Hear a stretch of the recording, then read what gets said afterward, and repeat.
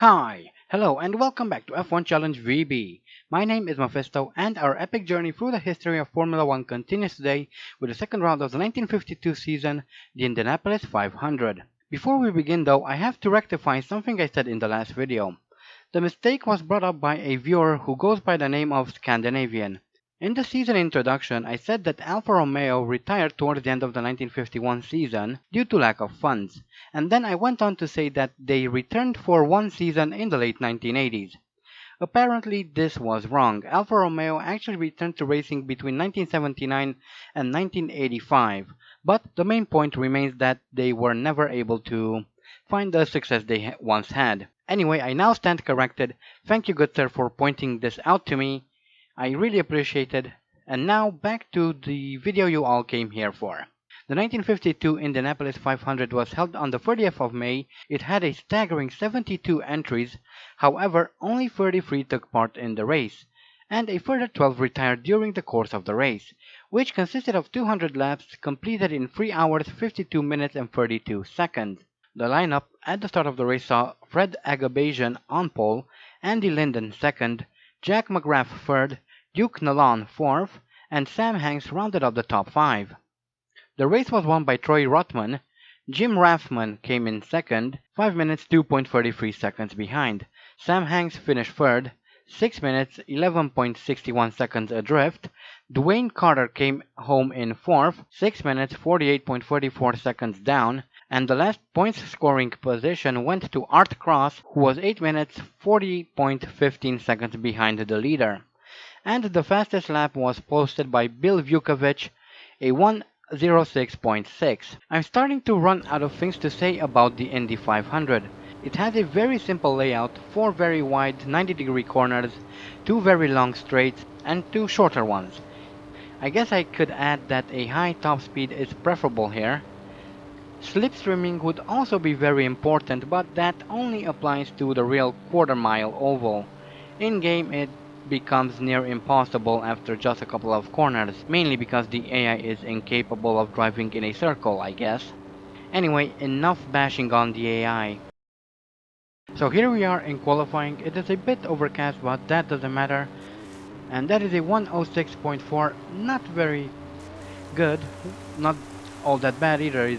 It is around 3 seconds slower than Luigi Villoresi's current pole time, and we can see a Ferrari up ahead.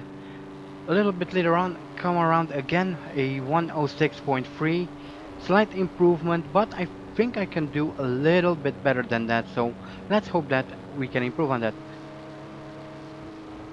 After refueling, the sky cleared a bit, and that is a 1:04.5, which is a massive improvement due to the fact that the circuit wasn't all that wet as it was before, but that was my fastest of the session. And here we are for the grid walk. We have Nino Farina on pole, Robert Manzo on second, Villoresi third, Rudy Fischer is fourth, and rounding up the top 5 is Alberto Ascari. Followed by, next is Piero Taruffi in sixth, André Simon seventh, Maurice Trintignant seventh, and our guy Andy Higgs is sitting in 10th, which is pretty good, I should say. 10th is Ken Wharton, Jean Berra 11th, 12th Eric Thompson, Dennis Poor 13th, De Graaf van Riet 14th, Mike Hawthorne 15th, Peter Collins 16th, Jose Frolan Gonzalez 17th, 18th is Paul Frere, Alan Brown 19th, and finally we have Felice Bonetto in 20th. Quite a bad qualifying for him, I should say, but maybe he can improve in the race, who knows. Anyway, here we are on the grid. Clutch in, engage first gear, waiting for the flag, and we are off for the Indianapolis 500. Quite a bit of a stagger there, but we even lose one position. We are now down 2 positions actually. We're down in 11th. We have Ken Wharton and the Fraser Nash in front of us. I'm being a bit cautious around here because I know the AI is going to lose control of the car. They always do, and I almost crashed into that Connaught, I believe it was. Nearly crashed into pretty much every car, really. But there I go. I give back a few positions because I jumped from 11th to 4th, and that was a bit too much, I guess. So we are now in 7th, right behind the Trintignant, and here we have another look at the start. Pretty clean start, not too much to talk about there.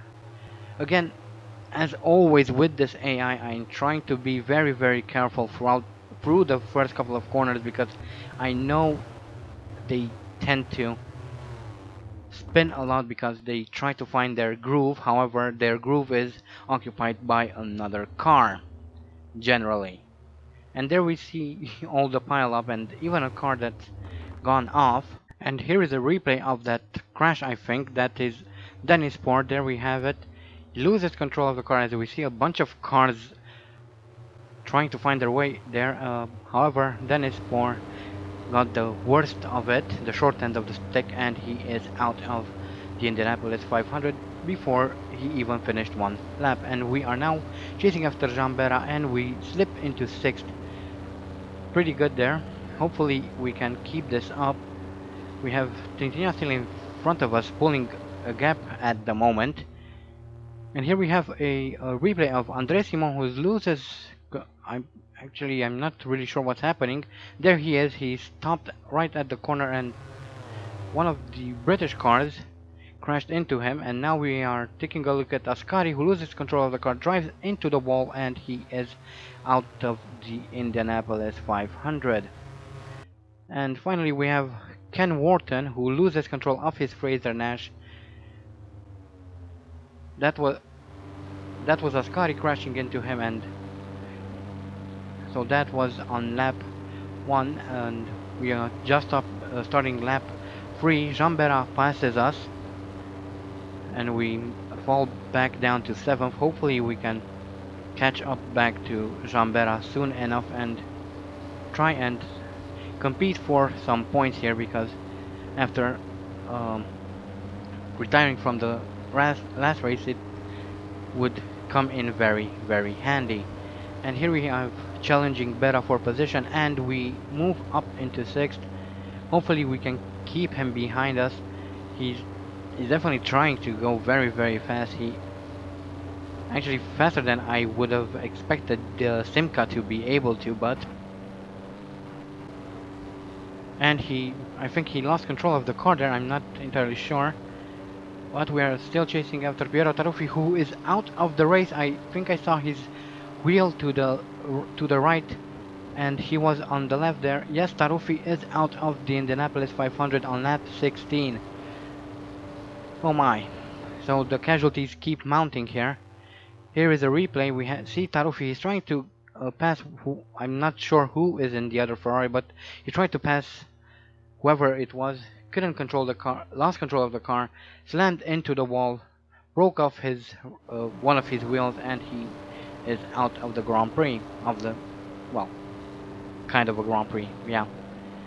So, even more casualties to add to the list, as we now chase after Rudy Fisher, who is in 3rd, and Luigi Villoresi is out of the Grand Prix as well, still on lap 16. Wow, so more and more casualties. Here we see a replay of that.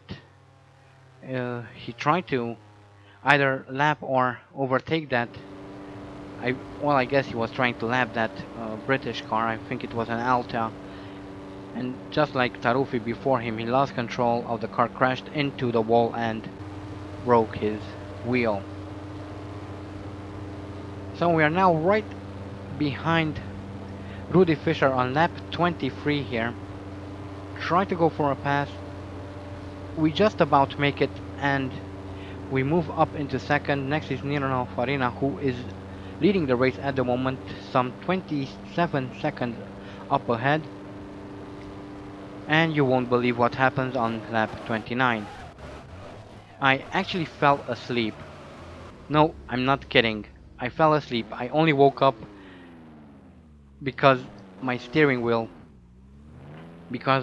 the jolt in my steering wheel. I just fell asleep seconds before I crashed into that wall.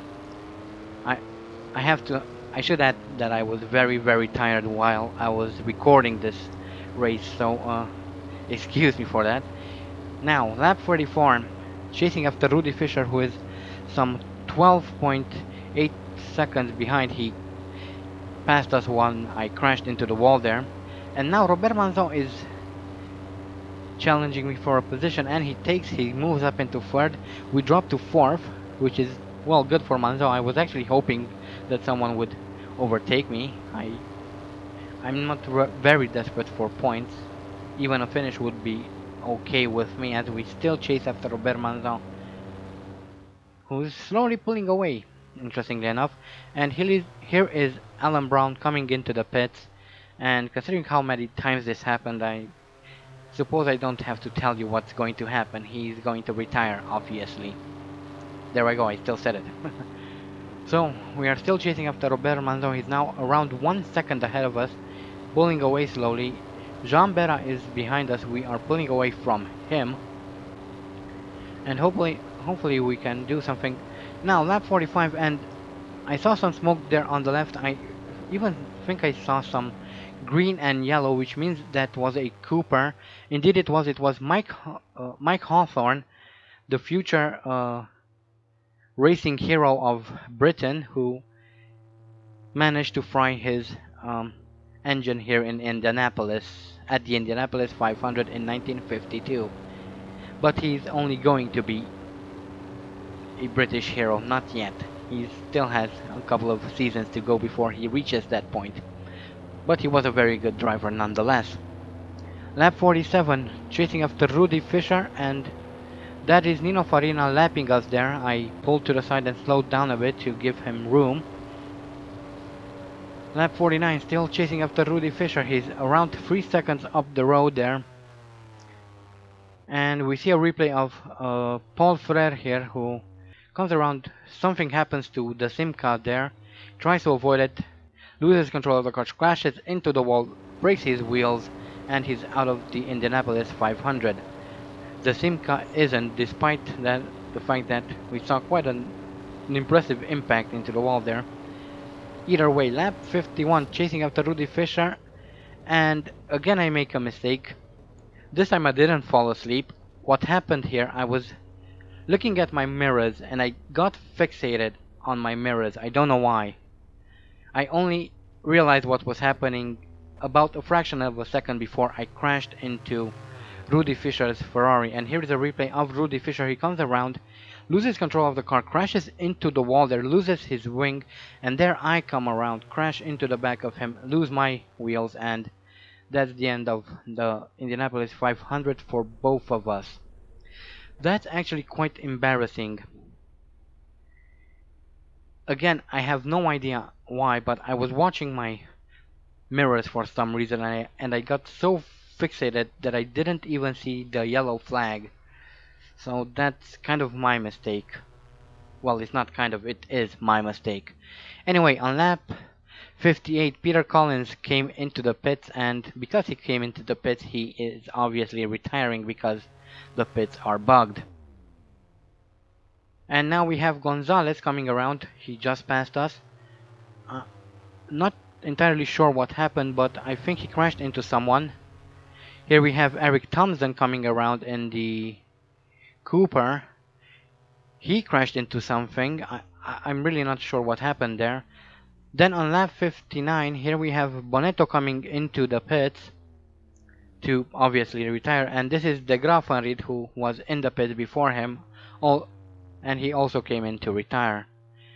And on lap 69, here is Farina, the man of the race, coming around to finish the race to take the win. Very, very good race for him. Very bad race for everyone else. And here are the race results. Farina on 1, Robert Manzon 2nd, Jean Berra 3rd, and Maurice Trintignant in 4th. And Rudy Fischer managed to post the fastest lap, luckily for him, before he retired. And here are the retirements, quite a few. As always, I guess, in these races.